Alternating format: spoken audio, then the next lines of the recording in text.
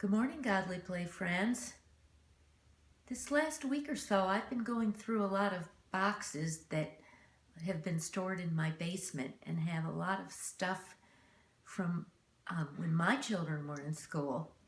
And I've been going through all that stuff, and I found a few things that reminded me of the animals that we've been talking about for the last few weeks, and I wanted to share some of those with you. This drawing was made by my son David, and they must have been reading the story of the three billy goats Gruff in their classroom when David made this picture, because you can see three goats crossing over a bridge, and under the bridge is the troll. Maybe you've heard that story or read that story of the three billy goats Gruff. When we're back in the Godly Playroom, we can read it together. And this paper is another one made by David. This one's called Is Your Mama a Llama? And I think that's a book that David must have been reading in school too. Here's the llama, and I haven't read this book in a long time. Maybe we'll have to try and read this one together too. I guess when David was reading it, there was a snake in the book. I don't really remember that part, so we'll have to read it again. Now, this next little booklet that I found was made by my son Johnny, and it's called Chicks by Johnny. It says, chicks can jump over a log, chicks can jump over a horse, that must be a strong chick, and chicks can jump over a mouse, all illustrated with cute little chicks by Johnny. And this last one is also by Johnny, and they must have been studying insects in school that year. This paper is called Parts of an Insect, and he has labeled the different parts of the insect: the antenna, the head, the thorax, the abdomen, 6 legs, and the wings. So this paper leads me into what we're going to talk about today in Godly Play. Today's animal. It's not a mammal. It's not a bird. It's an insect. And it's the honeybee. So let's start out today by learning about honeybees and why honeybees are so important to Heifer International and why they're so important to our whole environment.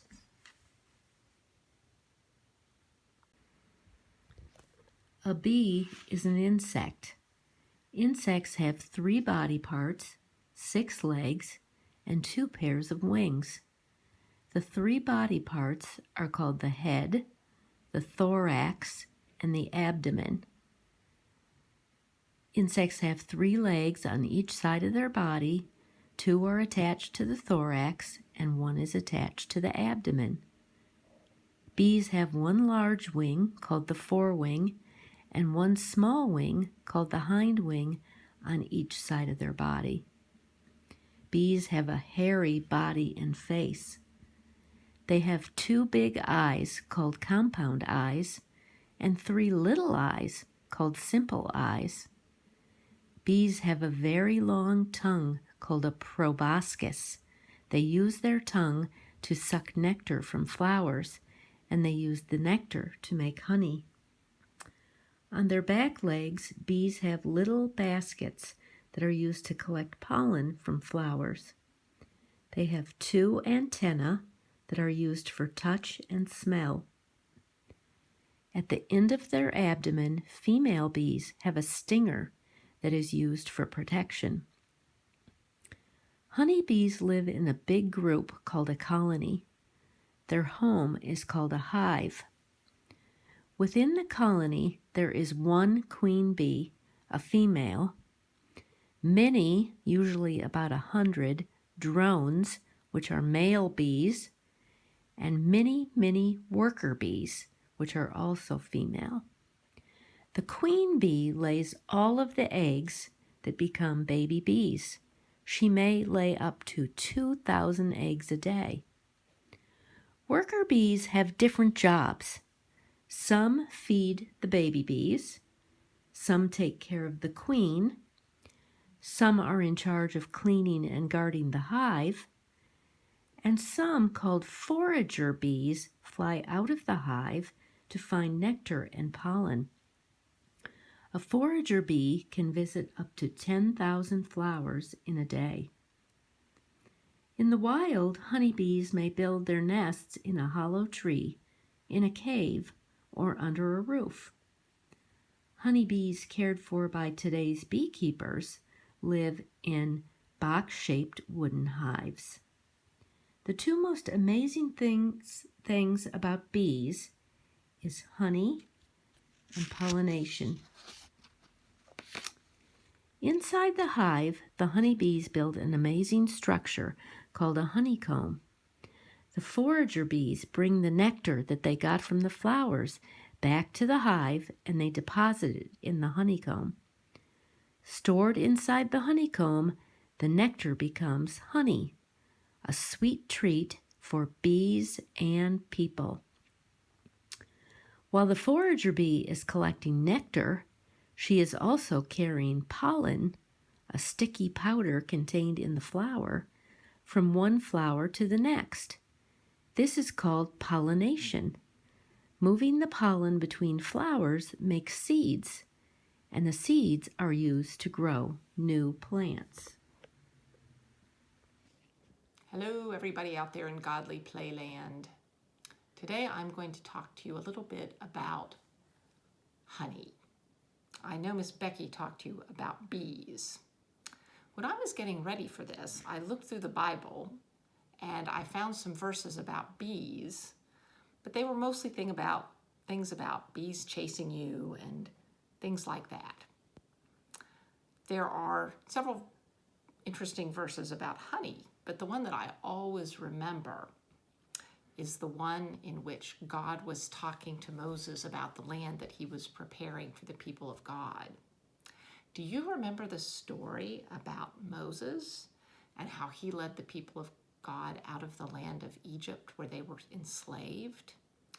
Well, God told Moses that he was going to take them and show them a land that flowed with milk and honey, which sounds really tasty, doesn't it? I think that just meant a land where there was enough for everyone, and I would imagine the weather was nice, and that it would be a really good place to live, and it would be a good place for your family. So I got to thinking about honey. And you know, honey is kind of an amazing substance. It's very good if you put it on a piece of toast or on a biscuit or something like that, but there's a lot more to honey than meets the eye. For one thing, honey stays good for a very long time.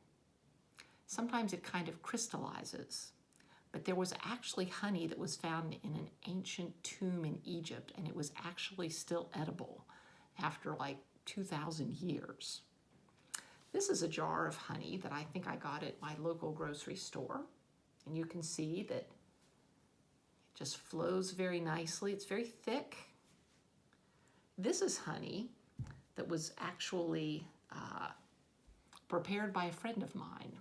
As you can see, it's called Hannah's honey, and my friend is a beekeeper, and this honey is from 2012, and as you can see, it's crystallized, which is what happens to honey when it gets older.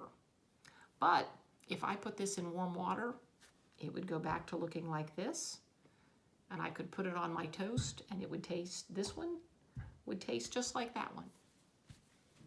Another thing that's interesting about honey, because it can stay around such a long time, it's actually been used to preserve things. There's actually a technique called mellifying something. Mellifying. The word for honey in Latin is mel, M-E-L. And there are a lot of words in English that have that.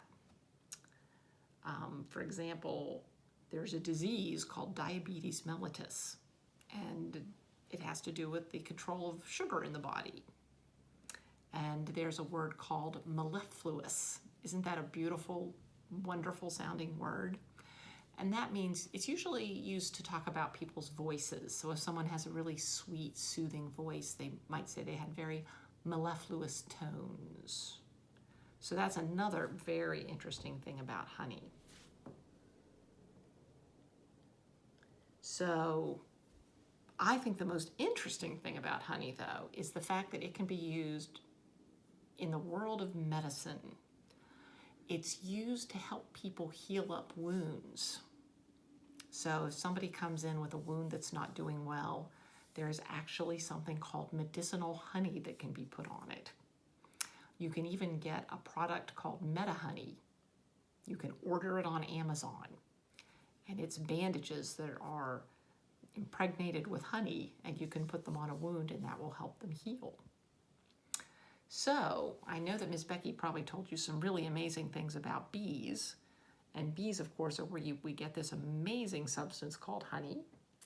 And I think that will give you something to think about before we see you again next week. All right, goodbye, and hope to see you again soon.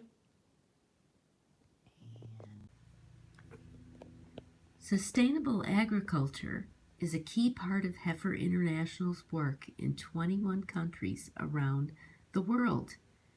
Saving bees also helps to save the environment.